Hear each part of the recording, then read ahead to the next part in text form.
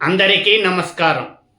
విజయవాడ ఇంద్రకీలాద్రిపై వేంచేసి ఉన్న శ్రీ దుర్గా మల్లేశ్వర స్వామి దేవస్థానం పాలక మండలి నూతన పదవీ బాధ్యతలు స్వీకరించిన చైర్మన్ సభ్యులను రాష్ట్ర సమాచార పౌర సంబంధాల శాఖ మంత్రి కొలుసు పార్థసారథి, ప్రభుత్వ విప్ తంగిరాల సౌమ్య దుర్గగుడిలో వారిని కలిసి అభినందనలు తెలిపారు.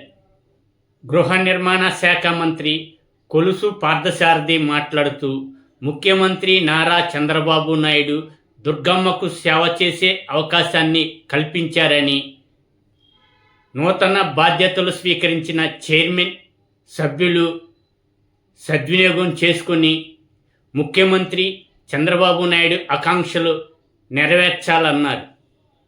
దుర్గమ్మ దర్శనానికి వచ్చిన భక్తులకు సేవలు అందిస్తూ ప్రభుత్వం పాలక మండలిపై ఉంచిన నమ్మకాన్ని నిలబెట్టాలని వారు తెలిపారు. అక్షర సంకేతం ఛానల్ని సబ్స్క్రైబ్ చేయండి, లైక్, షేర్ చేసి మీ అభిప్రాయాన్ని కామెంట్ పెట్టండి. ధన్యవాదాలు.